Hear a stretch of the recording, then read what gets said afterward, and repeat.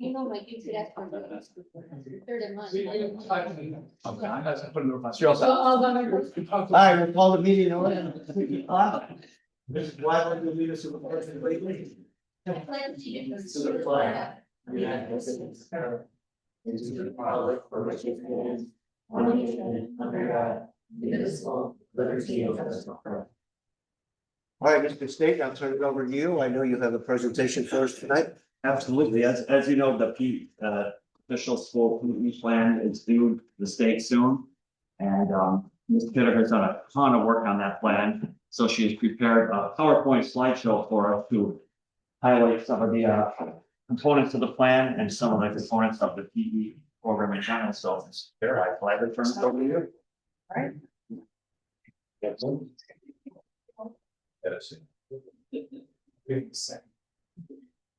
Okay, so good evening and thank you for allowing me to present the Sequoia Valley Physical Education Plan. My name is Lindsay Kidder and I'm one of the elementary PE teachers and the content coordinator for the Physical Education Health Department here at Sequoia Valley.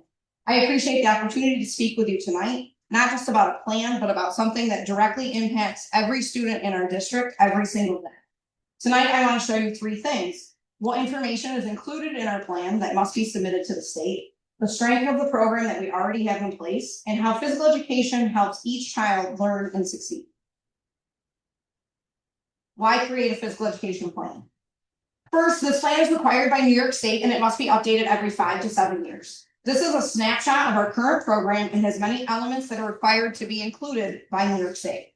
But more importantly, this is much more than compliance. A formal plan ensures that what we're doing is consistent, intentional, and aligned from kindergarten through graduation. It guarantees that every student, not just some, receive high quality experience. This is how we move from just having PE to delivering a program that truly impacts students. The last time that we submitted this information, we did it in 2018 to 2019, and then we will be submitting with the 2024, 2025 data, but also with this year's information. This is the most current data. So in our district, we've seen an increase in students receiving free and reduced lunch. We've seen a decrease in our attendance rate, an increase in students with a BMI of the 85th percentile or higher, and a decrease in athletic participation. This makes our work not optional, but essential. I just want to take a moment to say that the reason that many and all of my colleagues are not here tonight in support of this presentation is because they are all currently coaching students within the district. Our PE staff includes Isabella Arrigo, Brett Cardillo, Frank Caruri, Nathaniel DePerno, Douglas Jones, who is our athletic director, myself, Lindsay Kidder, and Brittany Kuhn. Within the Sequoia Valley Physical Education Department, we live in this district, we have our own children enrolled in this district, and coach multiple sports. We truly care about Sequoia Valley. We also volunteer our time with the Sequoia Valley Foundation, the Sequoia Valley PTO, the Sequoia Valley Sports Boosters, Sequoia Valley Pop Warner Association, and the Sequoia Valley Youth Association. Mr. DePerno and I were recently asked to present at a conference in Western New York, highlighting the amazing things that we do here in Sequoia. Teachers within our department have received recognition such as Teacher of the Year, Amazing Person of the Year, and Helen's Heart recipient from our New York State AFERD Central North Zone organization, as well as our athletic director was recognized as the Section 3 Athletic Director of the Year last year. We are not just meeting expectations, we are leading. This is a program built and led by people who are committed, knowledgeable, and respected in their field. So what is included in the plan? The state requires that we give school district demographic information, that we have our PE department plan that includes missions, goals, curriculum maps, and it has to include our athletic handbook as well. Breaking it down even further, it has to include our goals and objectives, instructional time information, curriculum maps, adaptive PE policies, attendance policies, grading and safety policies, personnel certifications, the facilities that we have available here at Sequoia Valley, and our administrative procedures. Our program may look different from what you remember from PE. We are not just rolling out the ball and having students play. We focus on teamwork, skill development, personal growth, and lifelong fitness. Everything we do is aligned with New York State standards and centered on helping students build confidence, and healthy habits. The mission statement of the Sequoia Valley Central School District PE program is to create healthy, committed, lifelong learners that appreciate movement and recognize the importance of an active lifestyle. This slide here, it just shows you all of the state standards that all of our lessons have to adhere to. I'm not going to read them all for you, but I'll give you a second to look at them.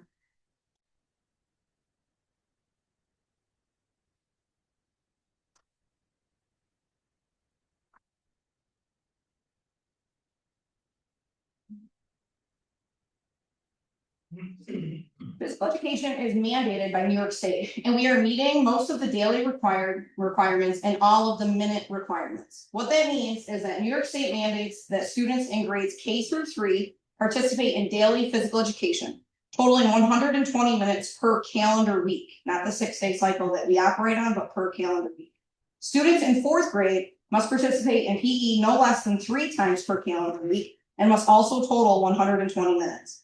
Students in grades 5 through 12 must participate in PE for 3 periods 1 week and 2 periods the following week.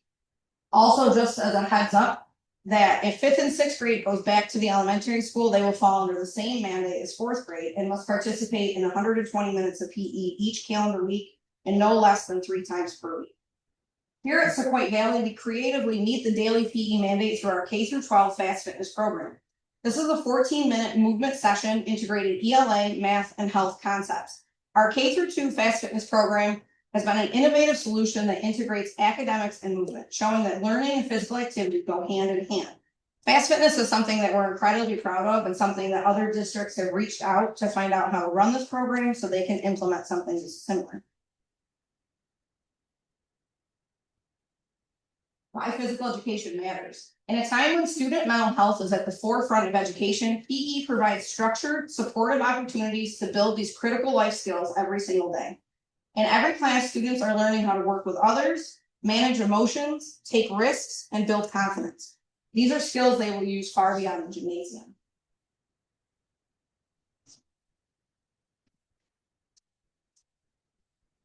Physical education also directly supports academic success. Research consistently shows that physical activity improves focus, memory, and overall performance, especially in math and reading.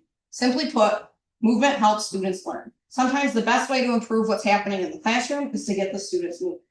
As you can see, there's other things up there as well. You can just read those.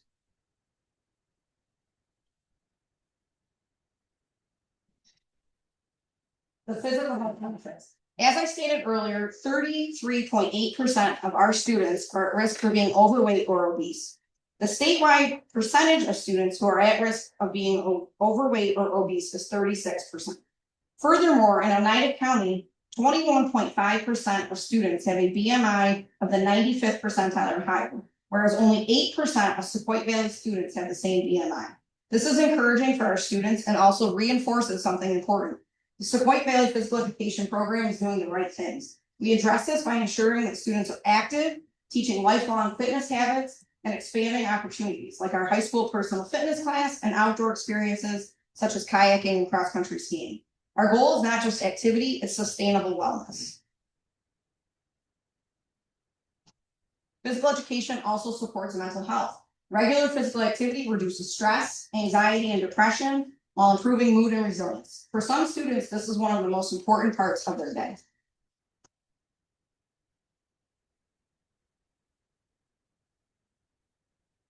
Physical education also builds social skills, teamwork, leadership, communication, and it often becomes a gateway to athletics. Sometimes all it takes is one moment, one comment to help a student realize they're capable of something new.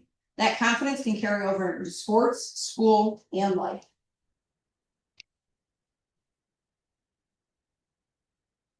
Access is another critical piece.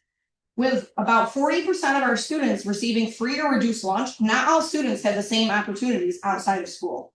Physical education ensures that every student has access to movement, skill development, and a supportive environment.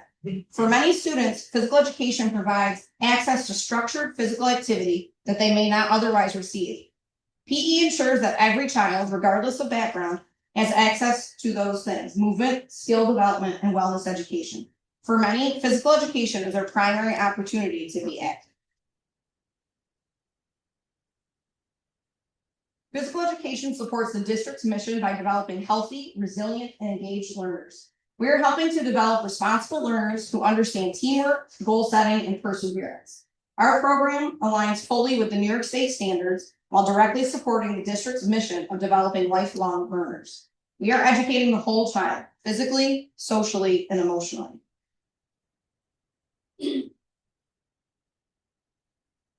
Our program is also intentionally designed from the top down. We start with what we want the students to know and be able to do by graduation and build backwards from there. This creates a clear progression from elementary through high school.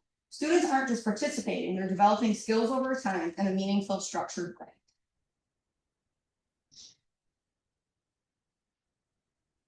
New York State mandates that all students participate in physical education unless medically excused. Our district policy aligns fully with this requirement. We remain consistent expectations and proper documentation procedures. This reinforces that physical education is an essential academic subject, not optional, but foundational. Throughout all of this, safety is our top priority. We use age-appropriate equipment, teach expectations, and hold students accountable. Students are able to participate confidently because safety is built into everything that we do. Our athletic handbook reflects both the New York State requirements and the Sequoia Valley specific expectations. This ensures consistency, clarity, and a strong extension of our PE program. So when you look at this plan that you guys have already previously looked at, I don't want you to just see a document. I want you to see what it represents. It represents healthier students. It represents improved academic performance. It represents stronger social and emotional skills. And it represents a district that is committed to developing the whole child. We're not just meeting requirements, we're building a program that makes a difference. Thank you for your time and your support of physical education. Anybody has any questions? Do we have any adaptive PE classes? We do. So currently we have, with sharing services of BOCES, any students in the elementary school who are that require adapted PE, they push in with BOCES because the BOCES program offers that adapted PE. So that's the best environment for those students. Just like we take the kids from BOCES who need to push in, they take our students as well. And how about co-education? Like, are we co-teaching or are they? Co-ed, male, female, Yeah. classes? Yes, the classes are all co-ed, which is also mandated by the state. Yeah, well, I know that. And you're going to submit another plan at the end of this year? The plan that I believe Mr. Staten shared with you, you guys have to vote on to approve. Once it's approved, then we will submit it to state ed. And then that fulfills the requirement for 5 to 7 years. So then we'll revamp it in the next 5 to 7. When I read through it, I called Mr. State. And I said, why is Mr. Wheelock's name still in the plan?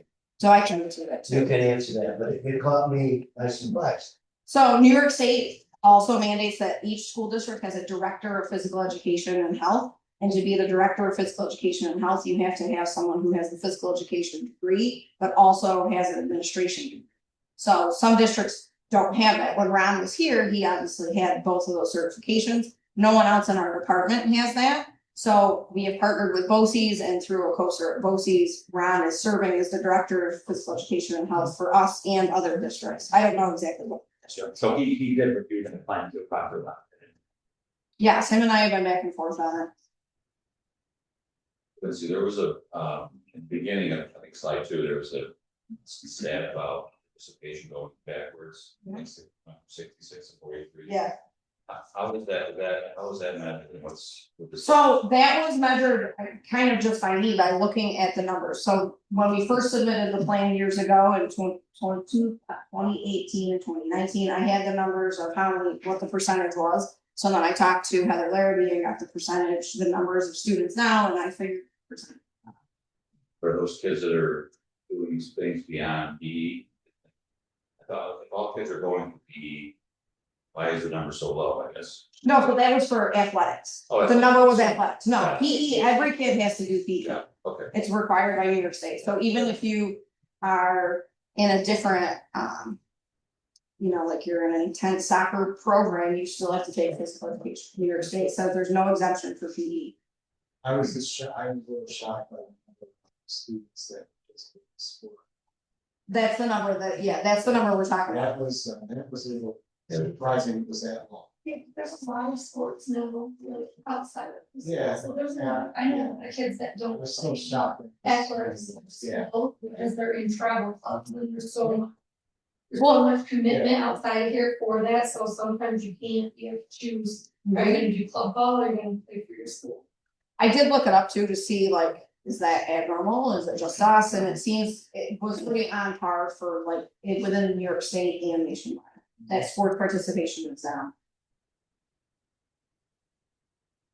I have two questions. Yeah. So that 8% of obesity metric within district, I've actually seen that floated several times, but I couldn't find where it was publicly published. Is your New York State Department of Education PE plan for the district, is that published somewhere? Because it No, seems so to be again- out in the district, but I couldn't find it out. No, I again got it from the nurse. So the nurses have to report statistics on grades K, 2, 4, 6, 8, 10, 12.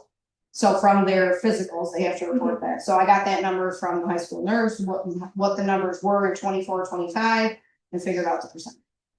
Okay, and you mentioned that other schools have reached out about your fast fitness. Yes. Can you elaborate on the fast fitness and how you're adding academics with athletics and what they've asked about? So fast fitness is like one of the best things that we've got going here in Sequoia. I will say, Mr. Putnam can also attest to that. But when we were looking at how to meet the mandate, this was a way that we thought we could creatively do it. So we have different games. When the kids come down, we team teach it at the same time. So it's 2 classes.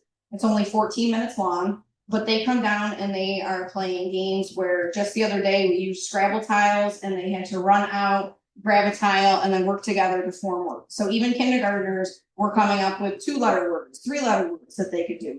First grade comes up with 3-letter and 4-letter words. Second grade, we had kids spelling alphabet, they were spelling phone, but working together to do it. So it was a relay race, they run out, they get the tile, they come back. So they don't even realize that they're learning, but this is embedded in the curriculum. Today's fast fitness game was as simple as a tag game. If they got tagged, they had to go get a tennis ball because clearly we have a lot of those because I'm a tennis coach.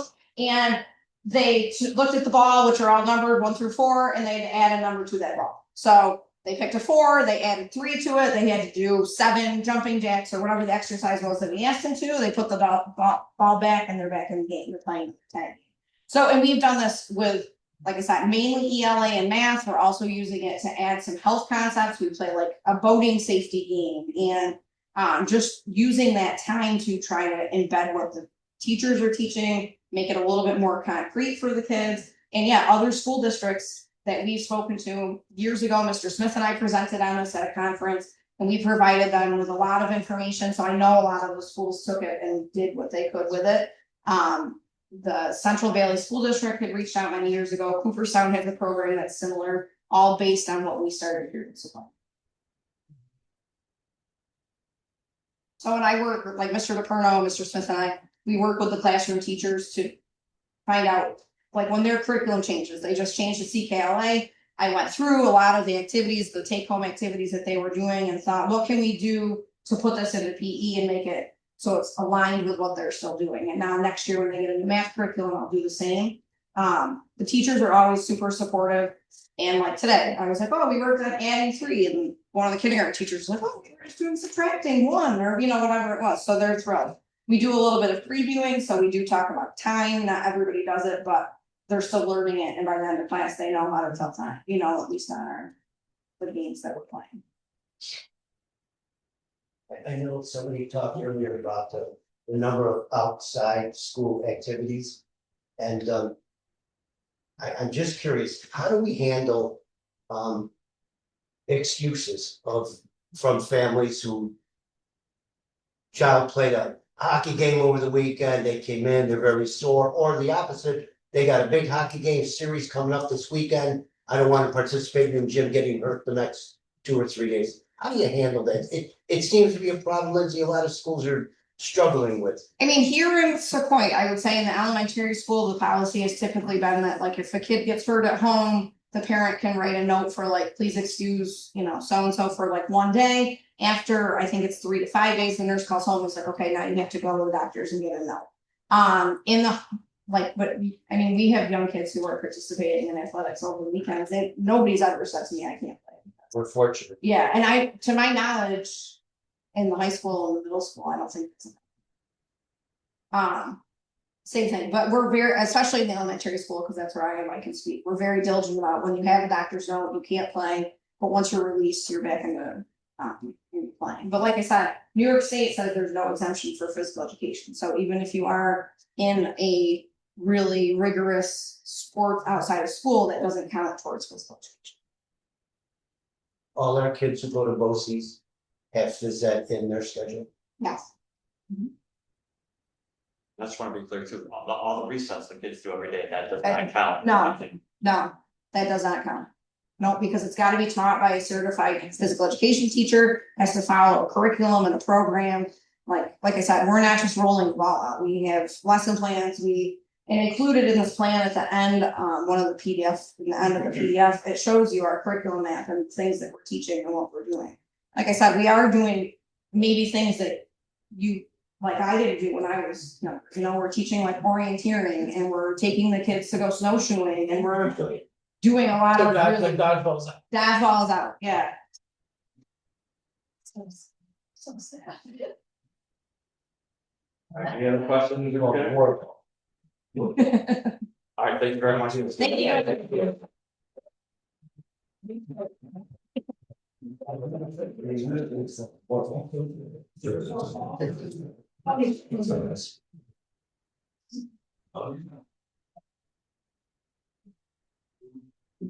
So as she stated, we will vote on that the next agenda, and just give you some more time to look over that plan.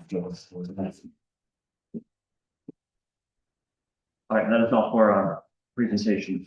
Okay, we'll move on to Board of Education Subcommittee reports. I know you had a meeting today. Yep, so policy committee meeting just met, and I'm hoping, after the meeting tonight, we'll go on board operations, relationship development, and get our calendars together and meet in the next few days. And that is it for that. All right. Nothing else, facilities, technology, extracurricular, curriculum, nothing. No, we'll see what that is. Okay, and we'll move on to superintendent's report. Okay, sure. So the first order of business under here is for me to draw a name. So I will have a vice president, please read the name that I have written here. I'm just going to put it there. I'm going to draw. You want to read them for the public and for everyone watching at home? Yeah, wonderful. Oh, okay. So these are the three names for the board candidates, and we draw the names just to show the order that they're going to be on the ballot when we have the budget vote in a couple weeks.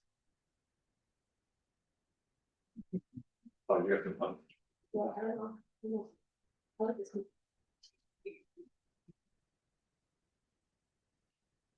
The first name is Karen Haggerty. The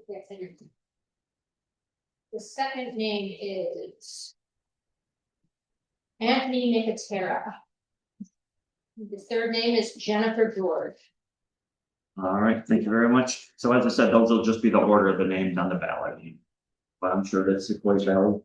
Voters read the full ballot. All right, moving right along, Student Achievement Award. As it states, there are no CSD students being recognized, but you are still welcome to attend because they do recognize some regional administrators and other staff members during this event if you're interested. Let me or Marie know if you're interested in attending that. And then 5.3, we're submitting Amanda Hartnett up for tenure. So she will get tenure in the science department, and then the next day she will be appointed as the art teacher. And then that's for superintendent's report. Just a question, I believe it was answered already, but because she's changing content areas, tenure areas, her tenure will start over again, right?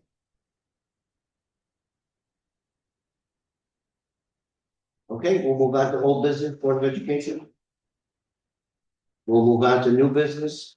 I will read 7.1 through 7.8, correct? 7.1 is looking for your approval of the substitute teachers. 7.2 is looking for your approval of an appointment of a substitute teacher as well. 7.3 is looking for your approval of the unused snow day give back. 7.4 is looking for your approval of the BOCES administrative budget. 7.5 is looking for your approval of the cooperative board members as nominated. 7.6 is looking for your approval of the minutes of our April 14th, 2026 meeting.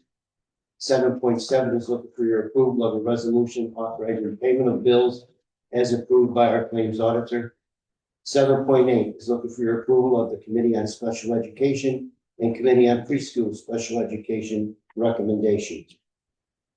7. No, that's it. Okay, 7.1 through 7.8. Anyone have any questions or concerns? I'll just make a quick comment on the onion snow day. So we have 2 emergency days left. And I will send out pending your approval, I'll send out a parent square to the district tomorrow, just informing them that the first day we'll utilize if needed would be June 26th. And then the second day would be May 22nd. Most of the districts in the OHM component region are utilizing May 22nd as the emergency day give back so that both seats itself will be both set as well. Thanks. Thank you. Mr. State, if you would note 7.5, I will abstain from voting for Board of Education members for the BOE board. Okay, there's no other questions. I look for the approval of 7.1 through 7.8, please. Motion. I see a hand, Mr. McCusick. Second, Mr. Secco. All in favor? 7.1 to 7.8 are approved. Item 8 is looking for your approval of a resolution regarding the state environmental quality review capital outlay project, as which was discussed previous. We'll just do a yes and no on this. Yep, we need a motion. Need a motion to approve the resolution. Mrs. CJ Yeah. and Mrs. Cobb. All in favor? Anyone opposed? Miscellaneous topics. Board of Education member? If not, we'll move on to. Oh, I'm sorry. Yeah. So I think, our graduating senior class this year, we have the most collegiate athletes or students that are gonna go on to college athletics. I think there's like 9 or 10 kids. I know we have 1 D1 athlete. And then there's several D2 and D3 athletes. So I think that's the most we probably ever had. Are we doing, and I think actually Friday, I don't think May 1st is like the official signing day type thing for the kids with college. You know, if we're doing anything to recognize that? Yes, I do believe Mr. Flagg and Mr. Jones have a plan to promote those students going through colleges. We're doing the National Selection Day on Friday. And we are targeting all those individuals. So we're creating a list of all students, so we are careful not to miss anyone. And then we're going to have an opportunity where we've done this earlier. We created new procedures this year to acknowledge our student athletes who are going on to college level. And we'll have a signing day, we'll invite parents, and we'll actually have like an opportunity for both families. That'll be scheduled in the day. Thank you. That's awesome. Very nice to hear, Mr. Flagg. Very nice. I mean, I think so much has happened over the year we just take for granted. I think that's a wonderful response. Mr. McCusick, thank you for bringing that up to our attention as well. I went to Ball in the House last night. It was very, it was nice. It was nice to see the kids from the other school districts coming in, working together with our kids. Putting on a concert for us and then being able to see Ball in the House as well. Good job. Good. Public to be heard. We open to the floor. Any questions or concerns or comments?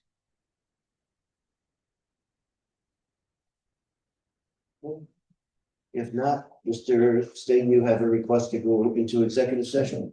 Yes, it's personnel. Need a motion to go into executive session to discuss personnel issues. Mrs. Collins, and I see another hand if you're losing. All in favor? All in favor?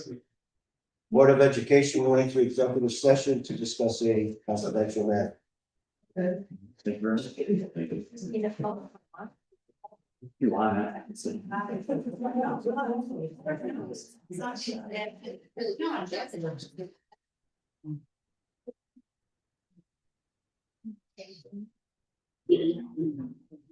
We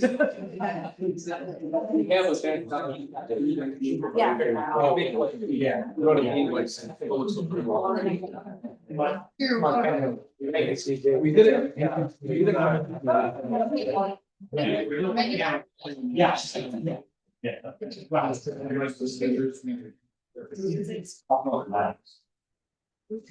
I don't really win, I can't remember here.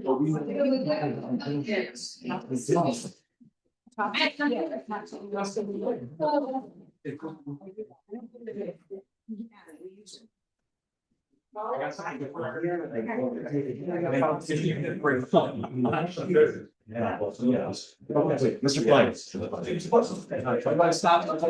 I don't know, I might need my handheld, that's Charlie. You picked on me too, everybody picked on me. Appreciate you.